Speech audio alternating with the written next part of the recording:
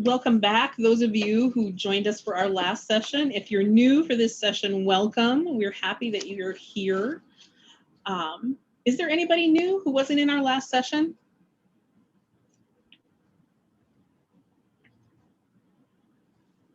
You can either unmute yourself and tell me, or you can put it in the chat. I just want to know, because I won't go through my whole opening spiel if you're all repeaters. Because you know what I'm going to say about templates helping you.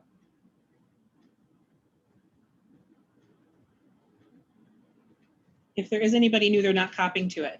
Okay, so we were talking about alphabetics and fluency in our last session, and we looked at templates to help you simplify your lesson planning. We're going to be doing the same thing during this session, but we're going to focus on vocabulary and comprehension, the other two components in reading.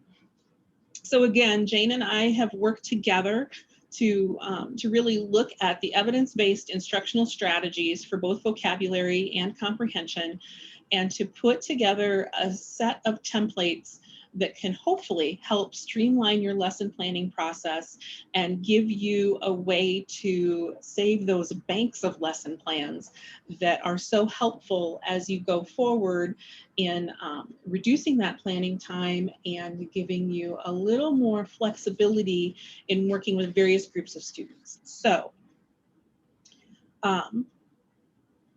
we're going to dive in and get started, and we're going to start with vocabulary.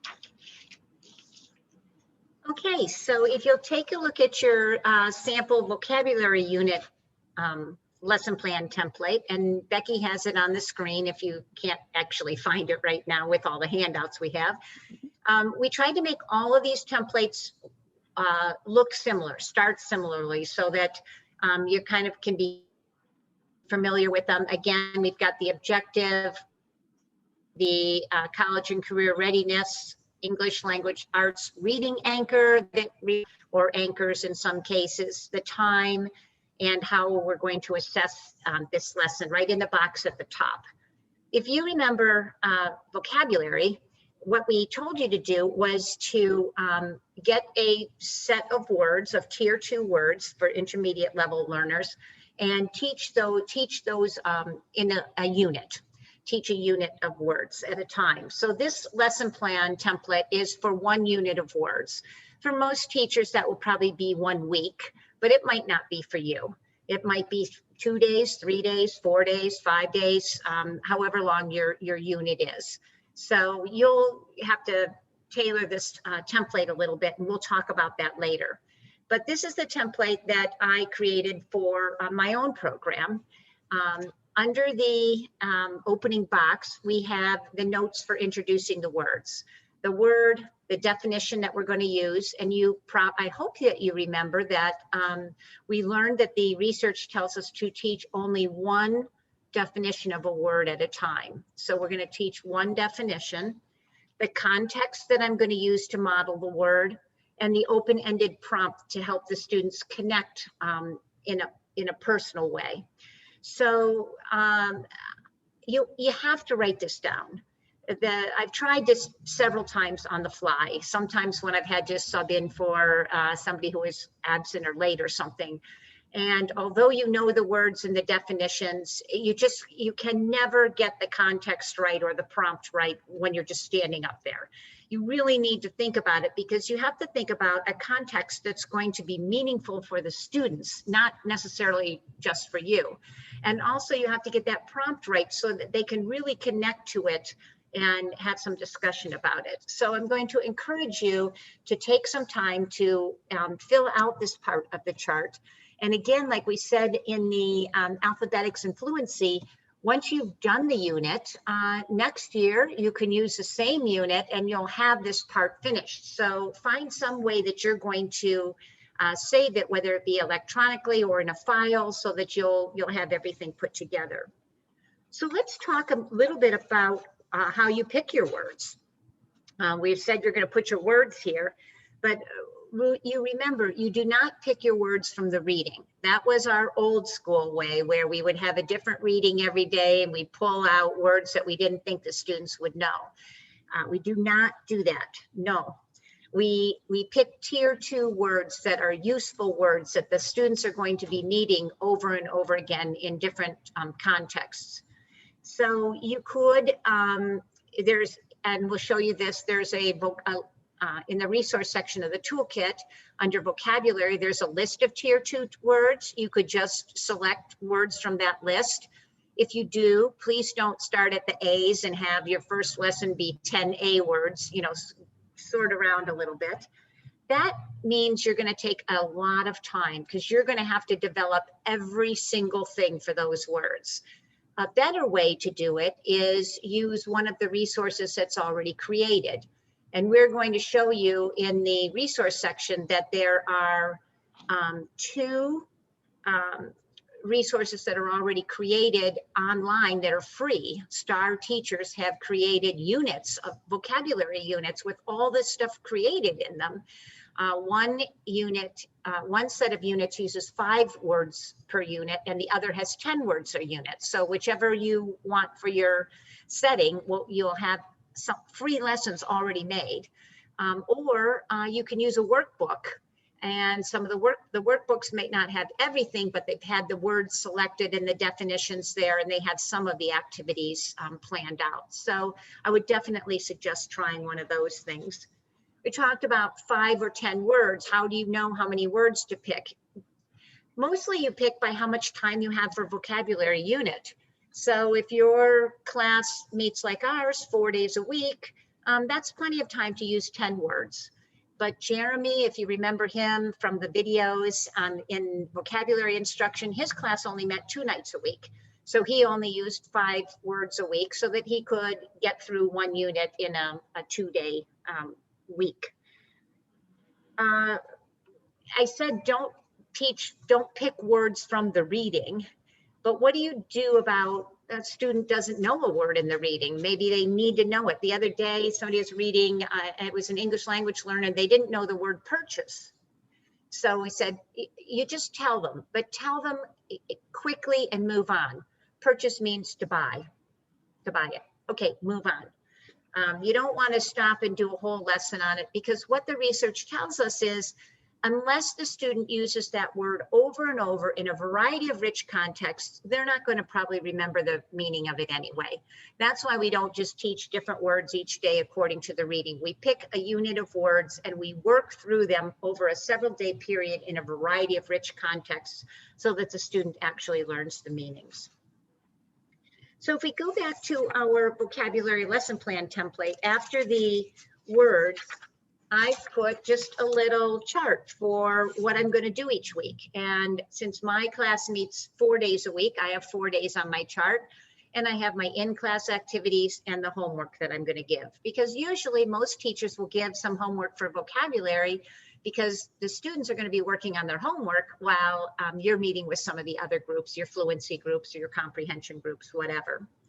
And my particular program uses the Townsend vocabulary books, Groundwork for a Better Vocabulary. Oh, thank you, Becky, for the visual. I think that's one of the books that Marcia did purchase for each of the original STAR sites. So you may have this in your program if you want to take a look at it. If you do, you can use my lesson plan as is. If not, you'll tailor, and we'll talk about that. So you can see on my chart on day 1, I'm introducing the new words using that 3-step process that we learned in STAR training. Tell the meaning of the word, model using the word in context, and then give a prompt to help the students connect to the word in context. That's what I've written up above in my chart. And I work through the things each day. You can see on day 2, I have fill in the blank from workbook, check 1 and 2. Well, in the Townsend workbook, there's always a fill in the blank, and it's always called check 1 and check 2. So I've just put that in there. If you're using a different workbook or a different resource, then you'll fill it in according to the resources that you have. Then the Groundwork for a Better Vocabulary, I might not use it if I hadn't started with it, because there are things that are much more developed for you. Becky's going to show you some units that are already developed, which would be easier. But Groundwork, we've been using this for, I don't know, 15 years. So we have this stuff already created, but there are no read and response passages in Groundwork for a Better Vocabulary. That's the technique where you read a short article and then you answer questions, and the vocabulary words are in the question, not in the article. They're in the question. So I had to add a last page onto my chart with some texts that I might use it for read and response for this particular unit. And then I have to write in the questions that I'm going to use. I'm going to have to spend some time developing that. And like I said, our program's been using this for 15 years, so we have a lot of this already developed. So once it's saved, we've got it. But if you're doing it initially, that will take you a little bit of time to find the article, write the questions. Also, I wanted to use the technique of yes, no, why that we learned in STAR training. And you have to have questions for that, which Groundwork, that workbook does not have those. So I have to write my questions for yes, no, why. So I definitely want to make sure that I put them right on this lesson plan so that I have them for future years. And the other thing that I want to make sure to do, this is so frustrating for so many teachers I know, is like, if I have a text and it's from ReadWorks or something, some online source, I want to download it so that if ReadWorks removes that text, I'll still have it. I can download it onto my computer. I can also save a hard copy of it. I want to make sure that I still have a copy that I can get back to if I want to use it again. So this is what the vocabulary template looks like. But this template, more than any other one, you're going to have to tailor it, because you're probably like, wait, I'm not using Groundworks for a Better Vocabulary. Our class doesn't meet 4 days a week. So Becky and I were talking about what this might look like, and we actually kind of tried it out. And I kind of want to show that to you so you can see how you might be able to use this workbook or this template. So what I did was I made a copy of the template that Jane made, which is what you all will do too. I didn't give you edit privileges on everything because I want my clean copies too. But you will in the handouts that you'll have, in the folder you'll have access to, you'll have the ability to download everything and save yourself a copy that you can edit. So this is, and you can see the name of it, Becky's copy of the vocabulary lesson plan template that I can use for myself. I also went into the resource section in the STAR website, and I found these resources. Appalachian State, which actually the Appalachian State resources came from our presenter tomorrow afternoon, Steve Schmidt, was the professional developer at Appalachian State's adult ed program during the time that those resources were created. So they developed some resources for vocabulary, and I know some of you have been using these and working with them already. So they use a 5-word set of words. So all of their lessons are based on just 5 words. You can use this the way it is, but you can also tailor it if there are things that you want to use on your own. And you can actually use this in conjunction with the vocabulary lesson plan template if you want to. You can see they've got the words and the definition, but then they include part of speech and synonym and antonym, and I don't know if I necessarily want to do that. What I can do though is I can come in here and I can copy the 5 words. And I can come back to my vocabulary lesson plan template, my copy of it that I downloaded, and I can paste them in, and there they are. Magic. I can do the same thing with the definitions. I want to grab these definitions because I don't have to look them up then, and I don't even have to type them in. I just copy and paste, right? I can also come back then further down. They have their examples, and this is what we call the context, right? So I can copy and paste these into my chart as well. So I can save myself some time this way. When I go down, once I get done with that, I'm not going to do it all because you know how to copy and paste, and I'm not going to make you watch me do it over and over again. I can also come down here and I can say, okay, so my program has class 3 days a week, not 4 days a week. So I'm not just going to lop day 4 off because there's some good things in here. I like yes, no, why. I want to do a quiz at the end of my week. So what I'm going to do is take a look at the activities that the Appalachian State lessons already have done for me, and I'm going to pick and choose which ones I want to use for instruction, which ones I want to give for homework. So you can see they've got fill in the blank, they've got sentence completion. They have the yes, no, why questions already written. So I don't have to do those myself if I want to use them. They also have a read and respond here with a couple of questions that contain 2 of my vocabulary words for the week, annoyance and anxious. But one thing I want to caution you on is they tell you this is 6-way paragraphs, middle level, 3rd edition. One of my teachers came back and said, all the page numbers are wrong and we need to buy the 3rd edition of these books. Well, that's out of print. And if you price it out on Amazon, you're not buying it. I'm just going to tell you that right now. So I told them, either look through the book and find out if that passage is still in there on a different page, or pick a different passage and we'll have to rewrite the read and respond questions. It's a little bit of work, but you know, we've already saved ourselves a lot because we've got all these other activities done for us that we can just literally copy and paste into our lesson plan and use. And then once I've got all my activities and my homework done, then I can just lap off day 4 on my lesson plan template because I know I'm not going to have a 4-day lesson. I'm going to keep it to a 3-day lesson plan because that's my week. Now, again, I don't have to use all the activities that they have on those Appalachian State vocabulary plans. I can pick and choose. They didn't have who needs to know this word because that was an activity that we discovered and started using in STAR training after they did those lessons. So if I want to add who needs to know this word into my plan, I can. It's a simple, easy activity to do with students. It doesn't take a lot of planning. If I don't like their read and respond passage, I can switch it out and use a different one, or I can just not do a read and respond that week if I choose not to. I don't have to do anything I don't want to, but I can take advantage of everything that's done for me that I want to use. And again, these materials have been out there on the App State website for years and years, but we never know what's going to happen with somebody else's website, right? STAR doesn't own these materials. It's just, we have a link to their outside website on our website. We can't control what they do with these resources. So if you want to use them, like Jane said, download them and save them so that you know you've got access to them in the future if you want them. Questions about any of that?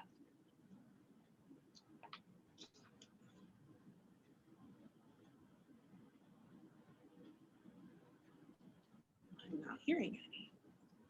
Well, one place that teachers have difficulty in planning vocabulary lessons is in forming the questions for the prompt.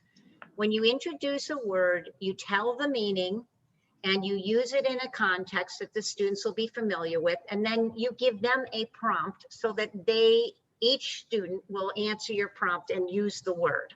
But the prompt has to be open-ended, because you want them to actually use the word and have a little bit of a discussion so that you can get that word kind of soaking into everyone's brains. So I want you to look, well, Becky has this on here, but these are the prompts that the Appalachian website has on for Unit 8. For the 5 words, these are the contexts and then the prompts. So for annoyance, they said, what is something that you consider to be an annoyance? When my Zoom link doesn't work right. What did you say? When my Zoom link doesn't work right. Why is that an annoyance to you, Becky? Well, because I'm trying to have this training and I really want to look professional and organized. And if Zoom doesn't work, then suddenly I feel like everybody thinks I don't know what I'm doing. That would be annoying. Yeah. You see how I've been able to have a little discussion about annoyance, and now we're going to kind of remember, yes, Becky is annoyed when her Zoom doesn't work. So that was a good open-ended prompt. Now, I like you in your chat, let's just type yes or no for the word anxiety. Is this prompt a good open-ended prompt? Are you anxious about anything in your future? Just type yes or no. Just getting a little variety here. It's like okay, I'll answer it. I'll answer it and then you see how good the discussion is. Jane, are you anxious about anything in your future? No, Okay. it wasn't a very good open-ended prompt. It could be if I phrased it in a different way, but I've asked a yes or no question, not something that's kind of open-ended. Let's try the next one, biased, and we'll do yes or no in the chat again. Tell me if you think this is a yes/no question or if it's open-ended to promote discussion. Biased. Are you able to recognize your own biases?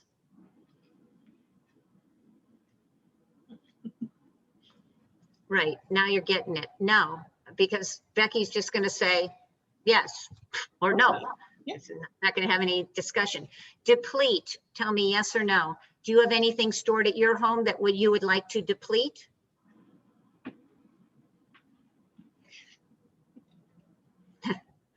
Nope. No is the correct answer because again, it's a yes/no question. No, nope. There could be a way to make it open-ended. One more, dispense. Do the soft drink machines at your school dispense the ones you like?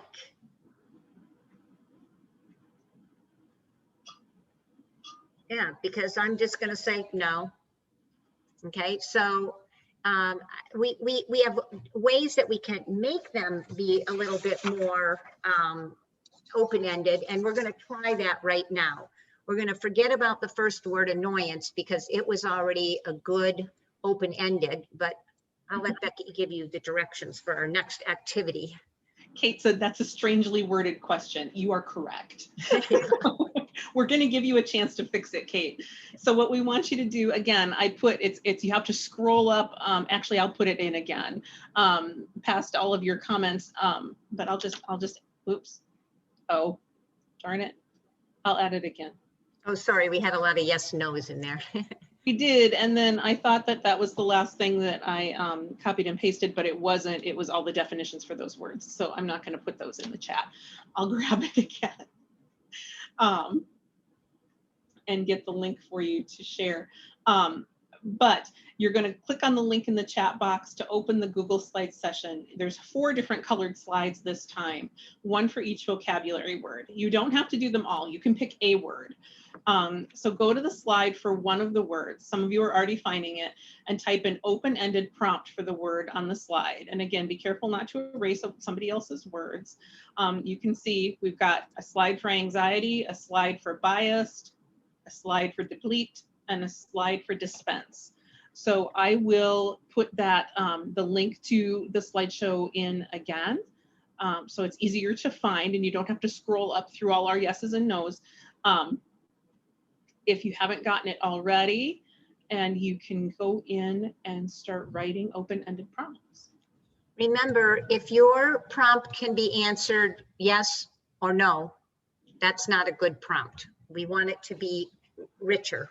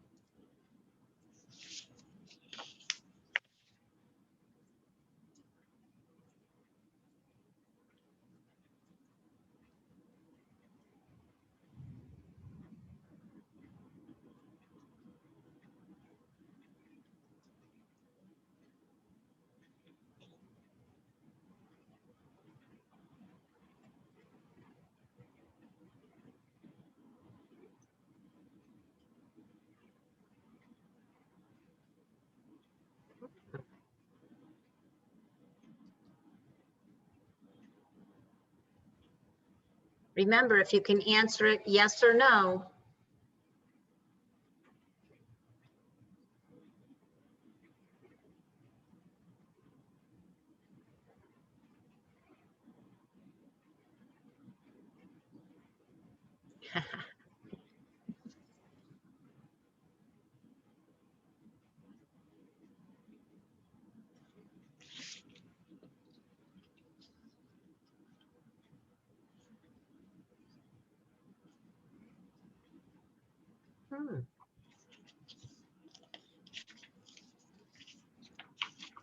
Well, now we're just getting fancy.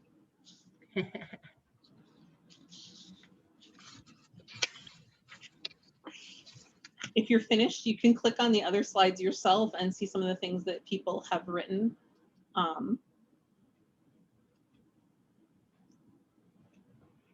Yeah, these are great. These are going to promote more discussion.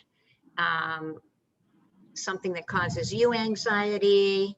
How does someone with anxiety act? It's best if you can try to relate it to the student, make it as personal as possible. So the ones that bring you in rather than someone are better. Something that caused you anxiety in the past, but doesn't anymore. How do you know when you're experiencing anxiety?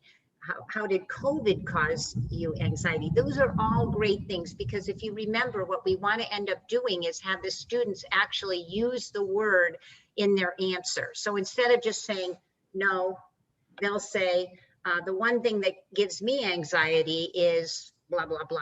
And if they just say bad internet connection, we prompt them and we go back and we say, the one thing that causes me anxiety is, and then they repeat, the one thing that causes me anxiety is bad internet connection.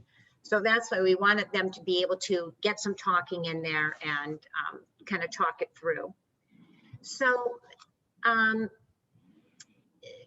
you saw why you can't do this on the fly. You can't just be standing up there. You have to plan these out so that you get something good. Because as you started typing, you thought, wait, that doesn't work, or that wouldn't work for my students.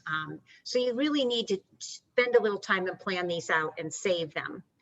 And the other thing I wanted to point out is anytime you're using a resource created by somebody else, you really need to check it through. Check and see if it's good. I don't know if you can hear that. We're having a violent thunderstorm.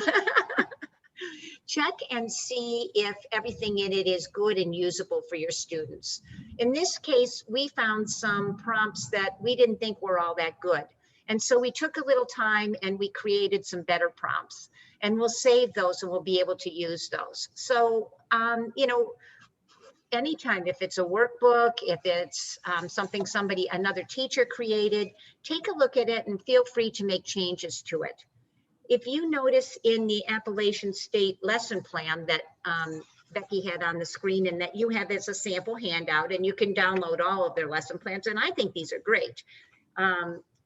If you go beyond the examples, they had sentence completions. I think she had that up before. You could use these sentence completions possibly as your open-ended prompt, but you might not want to, because you might want to have a sentence completion activity later. But you might be able to, something that I have watched become depleted is a better open-ended prompt than their original one. And I also want to draw your attention to these yes, no, whys on here. If you remember, yes, no, why is supposed to be something that could be answered either way, yes or no. And it's in the discussion of the why that you really show your understanding of the word and think about what the word means. So you want to make sure that the questions are rich enough that really yes or no is a good answer and the explanation is there. And so some of these, I'm not sure, I might try rewriting some of these as well, because I'm just not sure. You know, number 4, do you think most candy machines dispense candy until the stock is depleted? Well, yeah, I mean, or the machine breaks, you know, so there's really nothing to discuss there. It's really not a yes or no thing with something to discuss. So my point here is in all of these things, even the resources on the website, they're not vetted in any way by STAR or by the government. So you need to use your own good judgment, and maybe they are actually really good questions, but we had a question in our previous session about like English language learners. Maybe they're too hard for your learners. Maybe you need to pull them down or challenge them a little bit more. So you always should take a look at it and consider making changes that you need to. Questions about anything with the vocabulary template or altering any of those vocabulary lessons to fit your needs?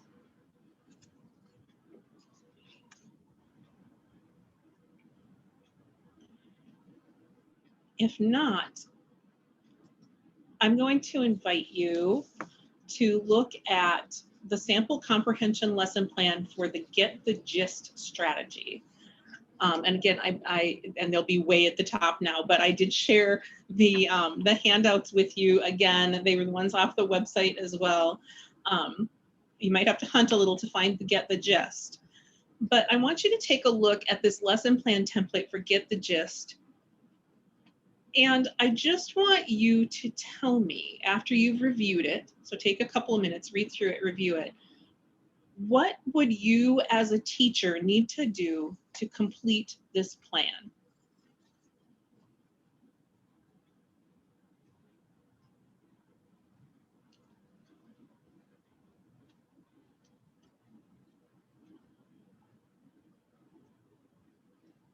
Thank you, Royce. Royce popped the link to the handouts back in the bottom of the chat box for us.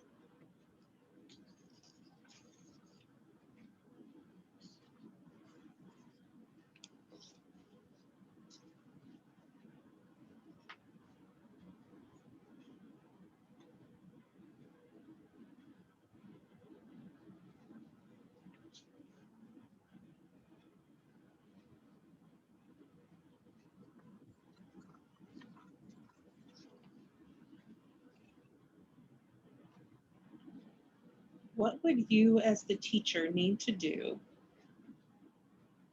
in order to complete this plan so that you could teach it in your classroom?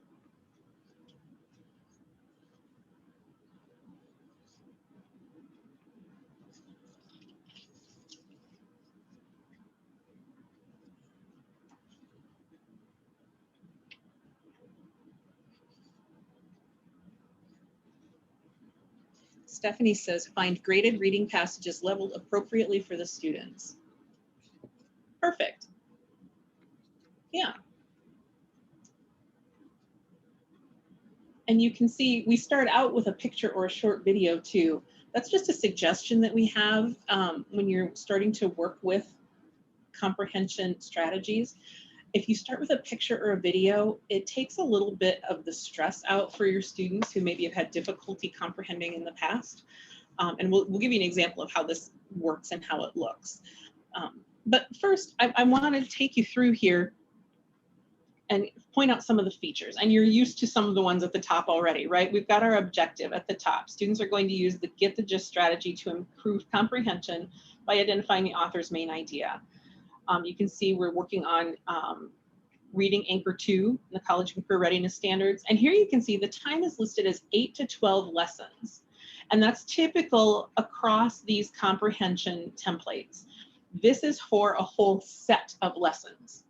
So a unit, if you want to think of it that way, this is your Get the Gist unit. So you're going to do explanation, modeling, and initial whole group guided practice that'll take probably 2 class periods, 2 days. Time beyond that will depend on how much guided practice the students need to master the strategy. This is again where we talked about needing to have a flexible plan, needing to build in some flexibility for yourself and your students. Once students can successfully use the Get the Gist strategy to identify the main idea in text at their instructional level for comprehension, you want to be able to see if they can apply the strategy to comprehend texts at higher levels.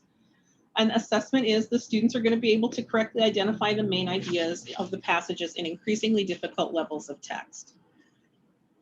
So then what we've done is we've really created a close activity for you down here at the bottom.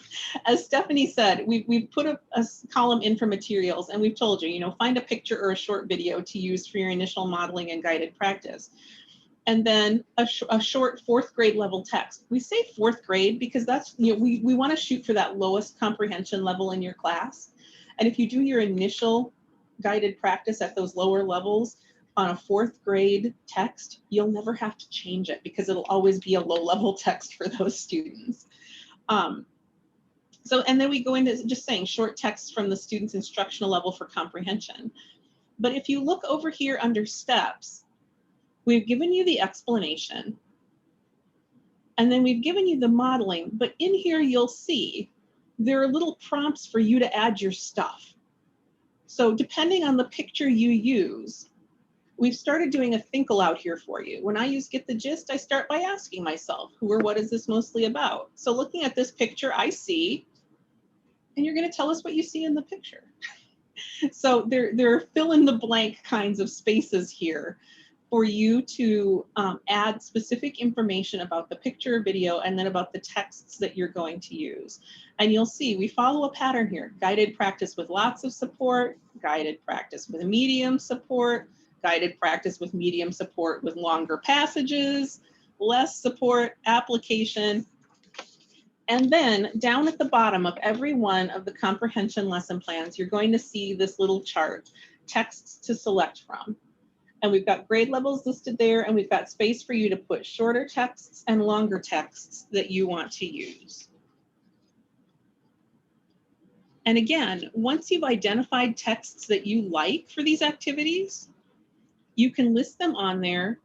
If you found them someplace online, make sure you download them so you've always got a copy, and you can use them over and over again. If after you teach it, you identify a text that was a dud, throw it out and find a new text for that level. We don't mean that we think you should go in and find shorter and longer text at the 4th, 5th, 6th, 7th, and 8th grade level. Do the ones that you have students for now. Maybe you just need the 5th grade level now, or 5th and 7th. Put those in, and then next time, if you need another level, you can add to those. So you'll be building as you go along.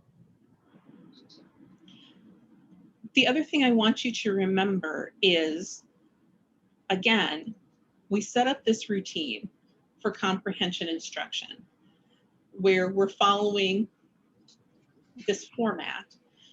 It becomes familiar to your students. It takes the stress out of what's going to happen in class and lets them just concentrate on the strategy that they're learning and on applying that strategy to texts that hopefully will get harder and harder as their reading skills improve. If you look at the other comprehension lesson plan templates, I'm not going to pop them all up because it feels like there's 100 of them. There aren't that many, but you'll see that they're all structured this same way. You'll notice that for the text structure plans, we did each structure on its own plan because we wanted to be sure we provided you with that explanation modeling, those think aloud prompts for you for each of those different text structures so that you'd have that done for you too. We didn't want to just say, and then for text structure, do one for each of the text structures. We wanted to really have you be ready to hit the road running when we got done with these. So you're going to do some initial work to find your passages, to go in and put that specific information about the passages you're using into your think alouds. And then really you're in business, you're ready to go. The lessons aren't that long, they're fairly short, and you're going to repeat them over and over again so that your students are able to get a lot of guided practice and they're able to internalize those strategies.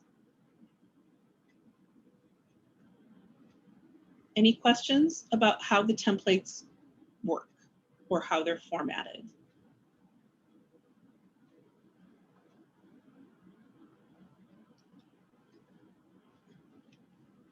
You're not all asleep, are you? Did we put you to sleep? Okay, Kate's shaking her head. Kate's awake. I can see her shaking her head. John's putting up some fireworks or something. So One of the things about these templates that they could be good for is a little bit of a review. If you've kind of forgotten how to go through the steps of this, it'll be a review for you because we put down the basic things on the template. If you need a little more review, you should go into the module and watch the module again, because in the STAR modules, that'll give you a better idea. But the thing that Becky and I were talking about is we don't want teachers to be spending time reinventing the wheel, writing out lesson plans. We were trying to get some of that work away. Lesson plans are important, but we want you to focus on the really important things, which are choosing those really good passages for your students, and also preparing the think alouds, because the think aloud is another place where you think you can just do it off the top of your head, but it really never works. And the reason it doesn't work is what you're doing in the think aloud is you are saying out loud what your brain is really doing, but because you're so good at reading, your brain is just doing all this without you even being conscious of it. So you have to really think about how you're going to open up your brain and share it with the students. So you're telling the students the questions that you're asking yourself, you're telling them the answers, and you're telling them how you're getting those answers. So it really helps to kind of write out your think aloud. And what Becky and I were thinking is, you know, as you go through these, spend some time to write or find a picture, an article, write a really good think aloud, and then use that over and over every year. You'll change your passages later based on, you know, what levels the students are, but your think aloud could be used over and over. So it would be worth spending a little bit of time on it. So we wanted to take a look at that right now. This is a think aloud that was done for the Get the Gist strategy by Mary Beth Curtis, our original STAR researcher.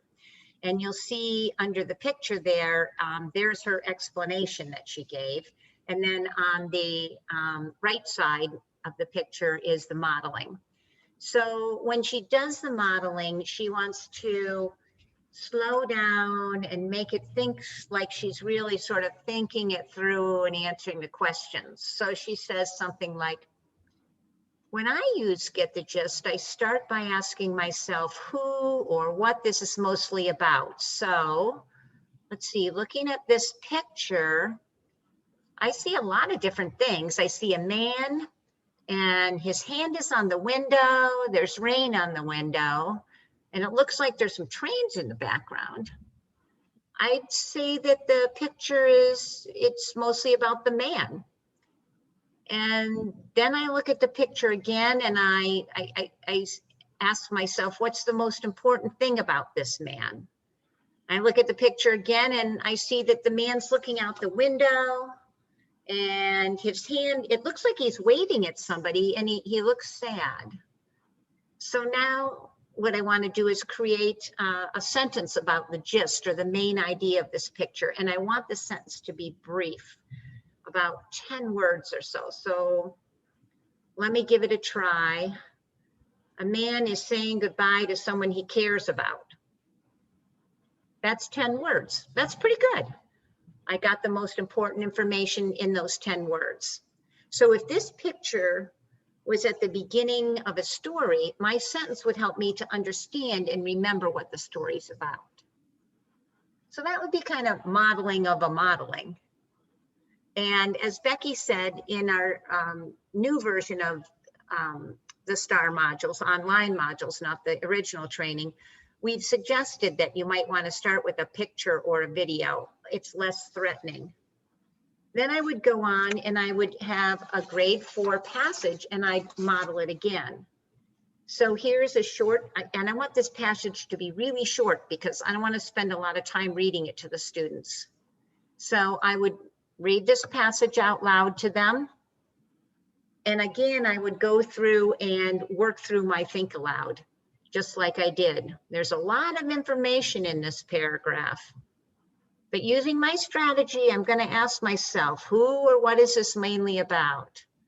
I see this, I see that. I could highlight things in the passage as I'm doing it. There's names of different states, and I could highlight those as I'm doing it, I'm going to work through this think aloud.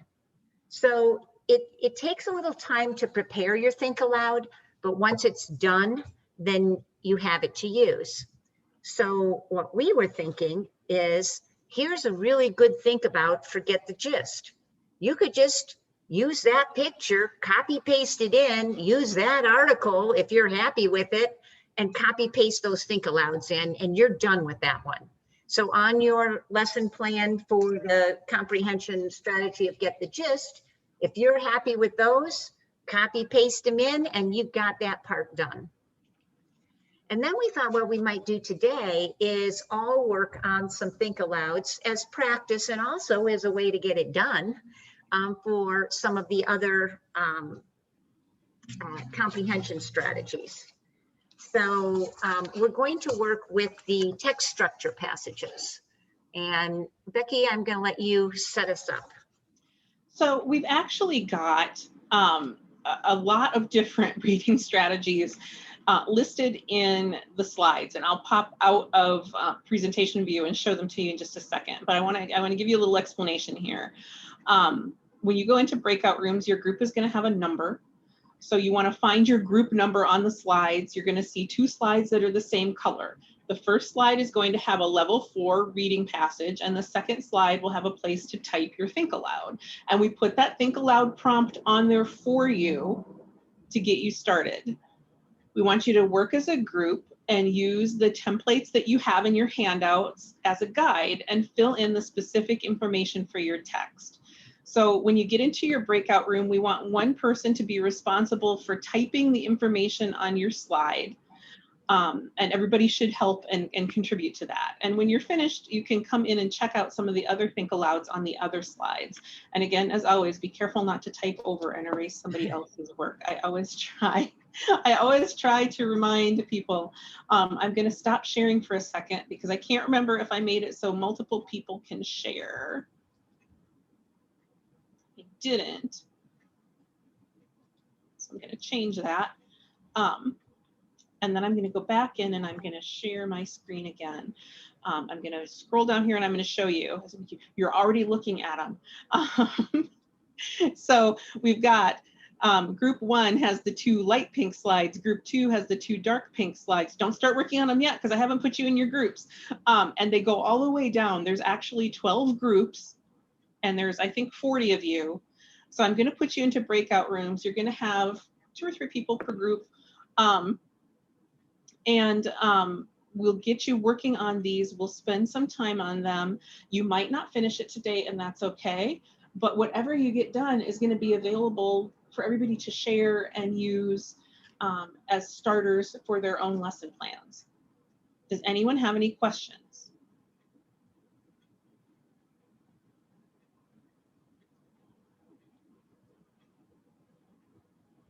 If you do, if you get in your room and you're not sure what you're doing, you can always ask us for help. I'm going to go ahead and I'm going to assign you to breakout rooms. You're going to go in randomly. And like I said, if you have any questions, holler at us and we'll come and help. Jane, if you go in a breakout room, just pop out. Or if you want to stay and help, I don't care. Okay, here we go.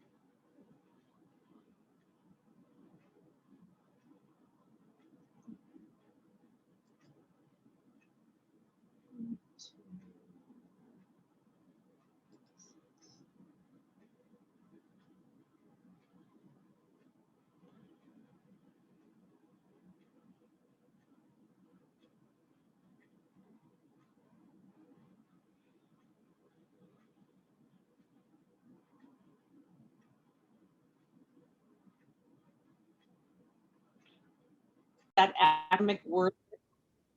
Oh, thank you. There's that academic word list that Jane mentioned that lists just dozens and dozens and dozens of tier 2 words. Here under student materials are where you find those instructional units created by other people implementing this instruction. So you can see one of them is ALRC, the centerweb.org. They're out of Illinois. And then there's the App State lessons. The Illinois units are 10 words per lesson or per unit, and the App State are 5, and we looked at those. Again, commercially available materials, those Townsend Press books, that's the groundwork for a better vocabulary. I believe most sites in South Dakota have a set of those books.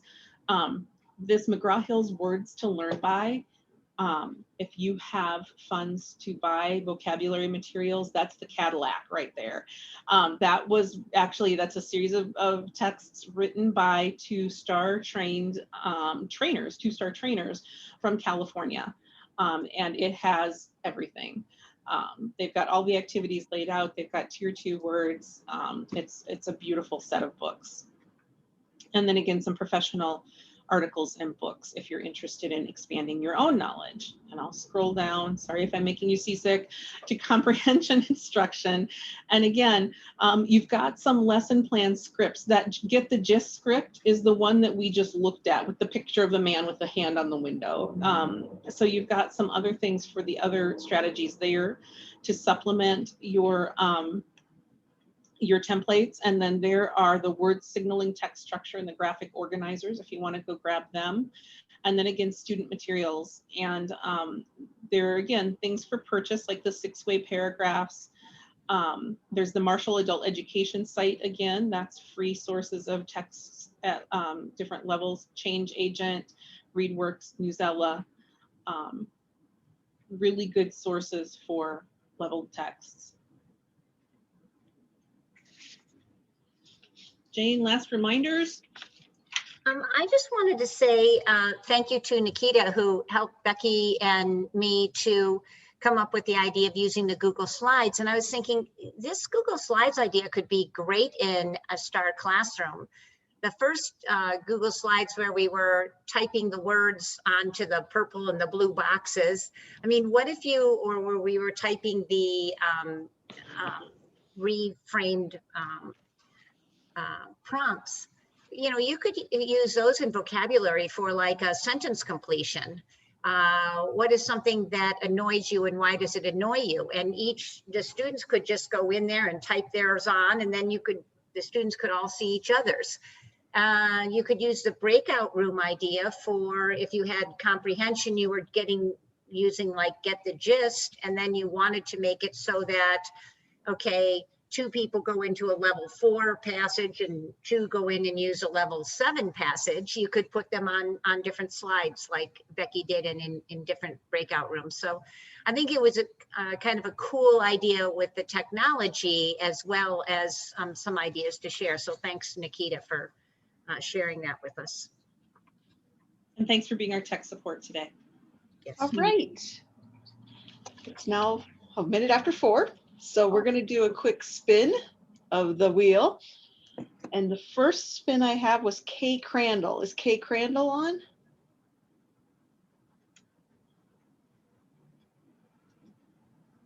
I didn't see Kay today. I didn't see Kay. Okay. Spin again. Rhonda Lip. Is Rhonda Lip on?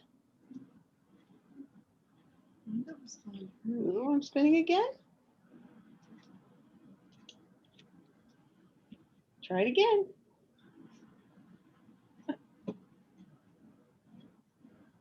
Mary Rousseau.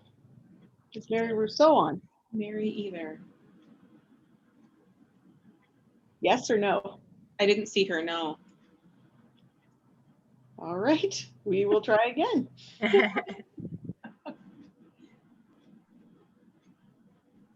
It's like it knows who's not here.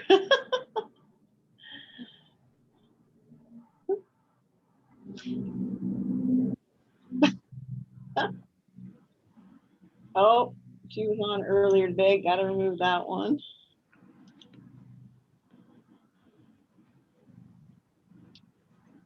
for goodness sake. Here we go. Teresa Wrench. I swear I've seen Teresa on. Did I see? Yes. Yay! She's listed. Yay. Yay! Hey. All right, Teresa, watch your email. I will. Thank All you. right, you're welcome. All right, we have the South Dakota All Board meeting that'll start at 4:15, where we'll be giving away a $50 gift card, and we have an election going on. So thank you, Jane and Becky, and I hope to see everybody else in about 15 minutes. Thanks, guys. Thank you. Thank Bye-bye. you. Thank you.